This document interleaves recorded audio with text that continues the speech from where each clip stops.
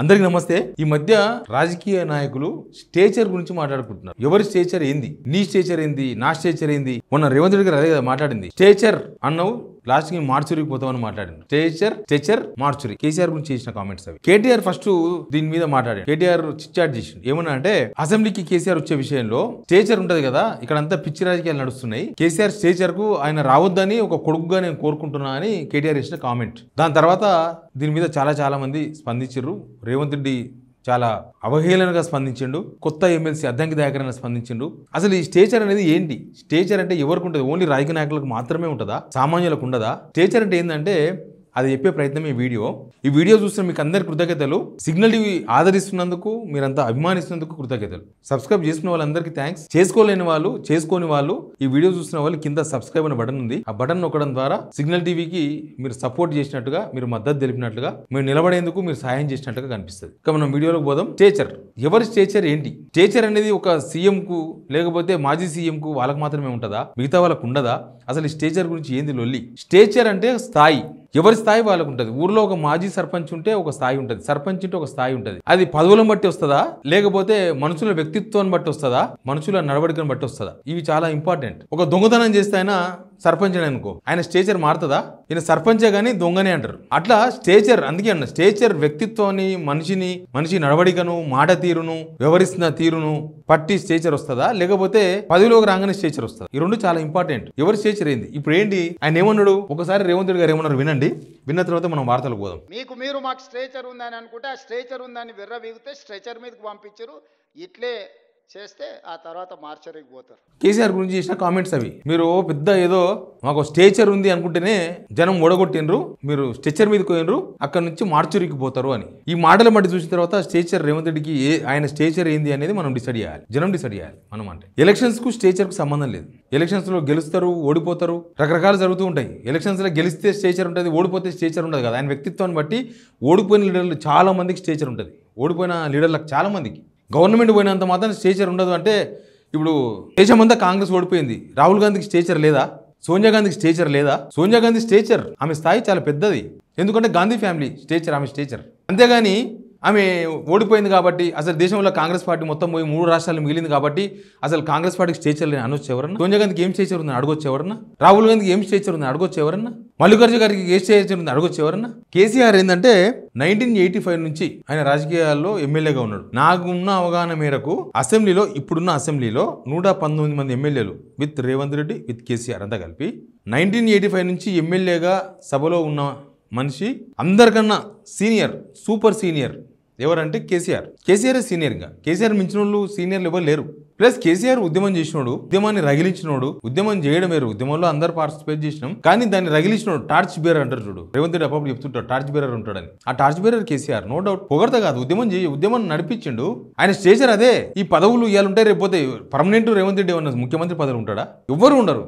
ఏ రాజకీయ నాయకుడు, ఎంత తోపు రాజకీయ నాయకుడు అయినా పొద్దుగాలు లేచి డబ్బులు, బెల్లం, అల్లం, సొంటి పంచిపెట్టిన లీడర్ అయినా ఆయన ఓడిపోతాడు. ఇప్పుడు జగ్గారెడ్డి, నాకు తెలిసి జగ్గారెడ్డి అంత ధర్మదాత ఎవరు లేరు రాజకీయాల్లో. నేను కల్లారా చూసిన. సంగారెడ్డి మాజీ ఎమ్మెల్యే చేతిలో చేయి పెట్టి ఎవరిని అడిగితే ఎంత ఉంటే అంత ఇచ్చేసుడే. ఆయనకి ఏం కష్టం ఉంది, లేకపోతే నాది ఇది అప్పు తెచ్చిన డబ్బా, నేను అప్పు కట్టుకుని తెచ్చిన డబ్బా, ఏం చూడడు, తీసి ఇచ్చేస్తాడు అడిగితే. మరి ఆయన ఓడిపోయాడు, ఆయనకు స్టేచర్ లేనట్టేనా?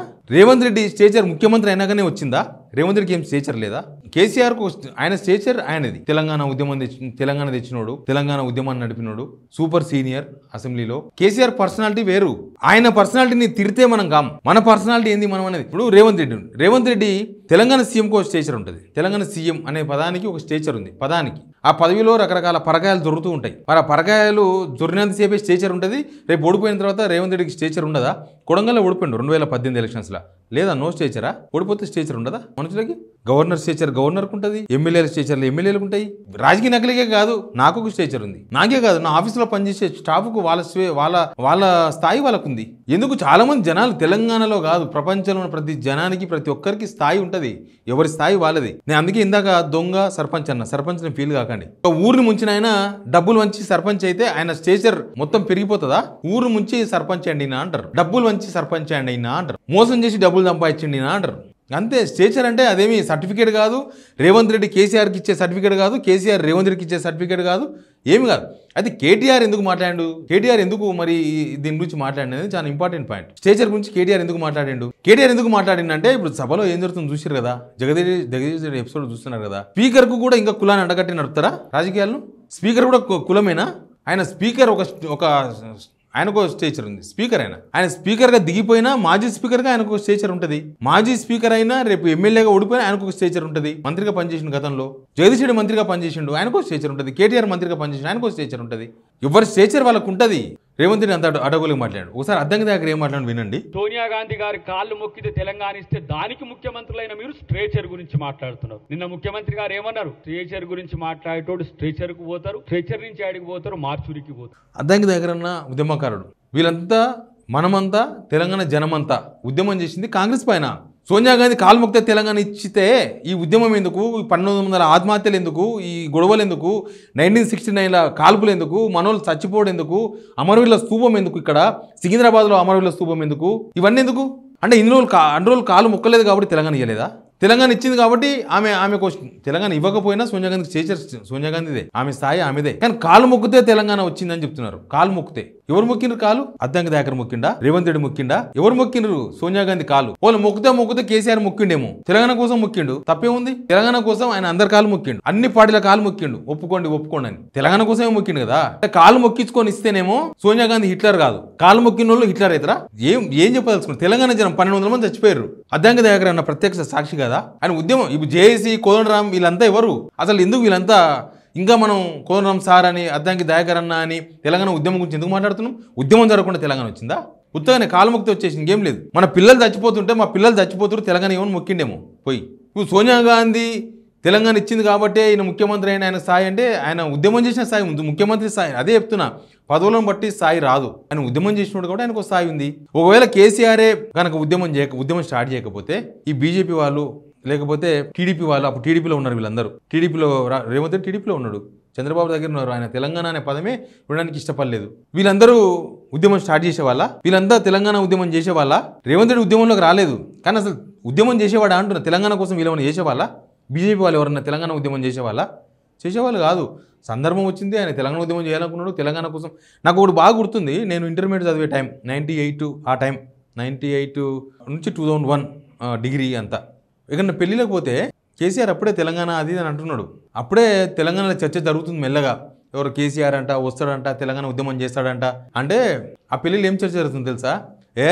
ఇదొక రాజకీయం కోసం, ఆయన రాజకీయం కోసం తెలంగాణ ఉద్యమం అని ఒక పార్టీ పెడతాడంట. అంతకుముందు మర్రిచన్న రెడ్డి తెచ్చిండా, అంతకుముందు ఇంకో ఆయన తెచ్చిండా, అది వచ్చేది కాదు సచ్చేది కాదు. తెలంగాణ రాజకీయ డ్రామా, ఇదంతా పొలిటికల్ డ్రామా. ఆయన ఏదో టీడీపీకి వెళ్ళి వస్తున్నాడంట, దానికోసం అని చెప్పి ఒక పార్టీ పెట్టుకోనికి తెలంగాణ అనేది ఆయన వాడుకోవాలనుకుంటున్నారు.